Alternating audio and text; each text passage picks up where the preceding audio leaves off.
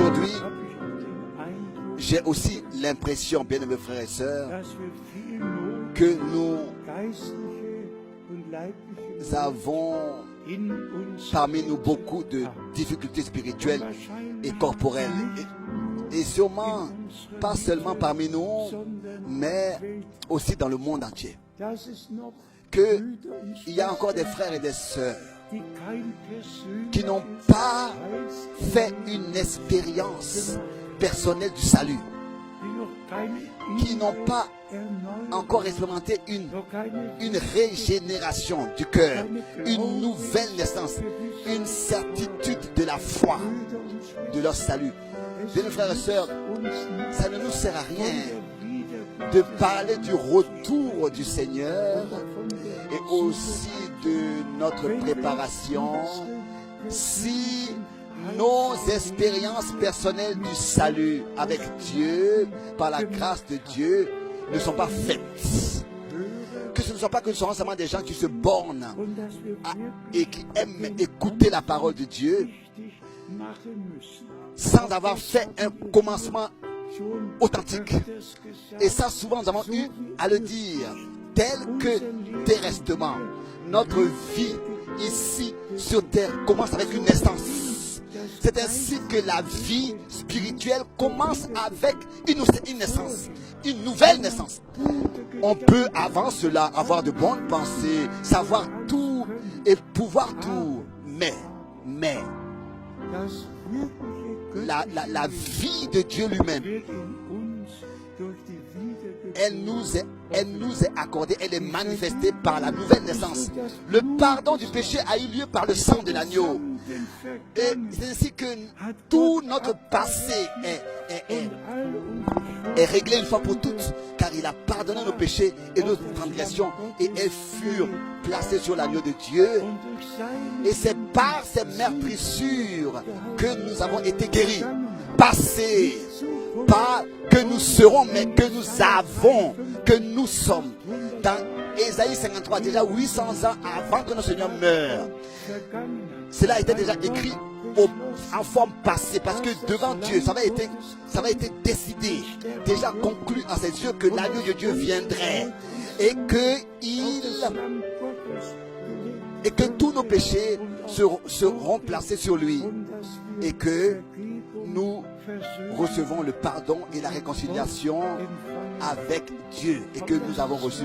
Mais la deuxième chose, le deuxième pas, c'est la régénération de notre cœur et la nouvelle naissance. Et à cela, c'est pas seulement le sang qui est nécessaire, car le sang a réparé tous les dégâts, mais la nouvelle vie, la vie de Dieu lui-même, car il est écrit qu'en lui était la vie, et que la vie était la lumière des hommes, et il a été manifesté, et cette vie a été manifestée ici dans la chair, ici sur cette terre. Et notre Seigneur a dit très clairement, si ce n'est que quelqu'un naisse de nouveau, sinon il ne peut pas voir le royaume de Dieu.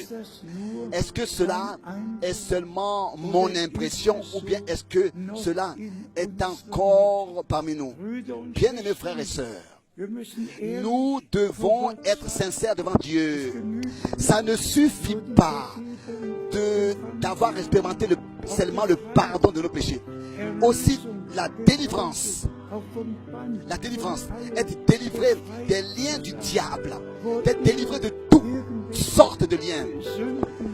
Et par exemple, ceux qui étaient dans quelques sortes de péchés, par exemple dans Actes des Apôtres, on a brûlé les livres de sorcellerie que ceux qui avaient cru et qui étaient devenus coupables, que ce soit par la sorcellerie, ou bien par la magie, ou bien par toutes sortes de choses, ils ont apporté, ils n'ont pas seulement expérimenté le pardon de leurs péchés, mais ils ont mis une fin visiblement à leur passé. Ils ont brûlé ces livres.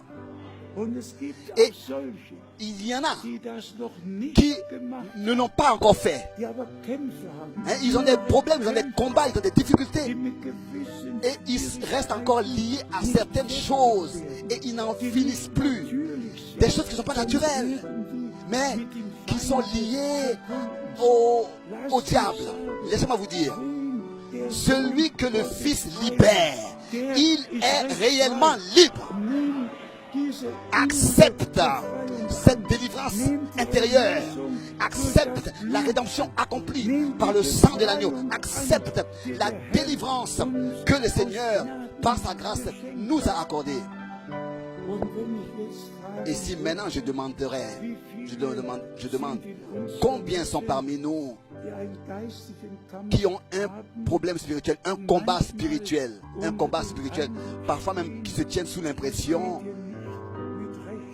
qu'il y a des choses qui se passent dans ma vie qui ne sont pas normales, que ce n'est pas normal ce qui m'arrive. Bien mes frères et sœurs, confesse ça au Seigneur. Et dans la foi, déliez-vous de ces choses. Et là, la parole est adéquate. Ce que vous déliez sur terre sera aussi délié au ciel. Que tous ceux qui sont liés, ça n'a pas d'importance de quelle manière et avec quoi, qu'ils soient déliés. Et si vous-même, vous ne pouvez pas expérimenter ce réveil, venez après la réunion pour qu'on puisse prier pour vous. Nous ne sommes pas seulement ici pour tenir une prédication sur le retour du Christ et de ce que nous avons été ramenés à Dieu.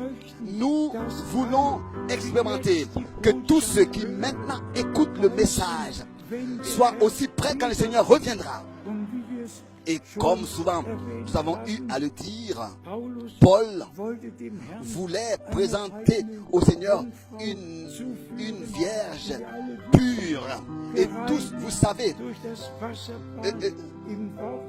purifiée par le bain de la parole. Et on doit avoir tous les versets qui traitent ce sujet. Et vous savez, ce dont nous avons encore besoin, c'est de cette expérience personnelle du salut avec notre Dieu. Que sincèrement vous pouviez confesser: je suis libre, je suis libre.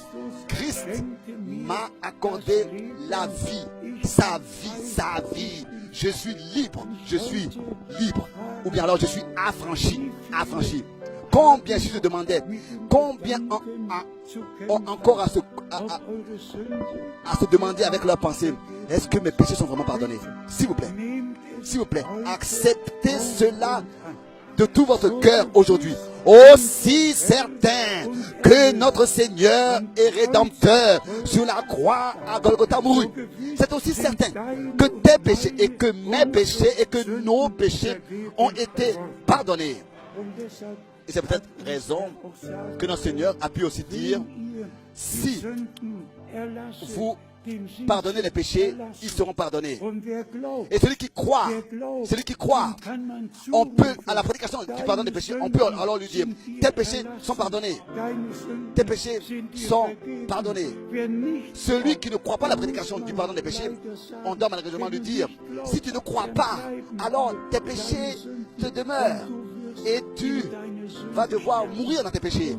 Car c'est ainsi que notre Seigneur autrefois a dit: si vous ne croyez pas que je le suis, vous mourrez dans vos péchés.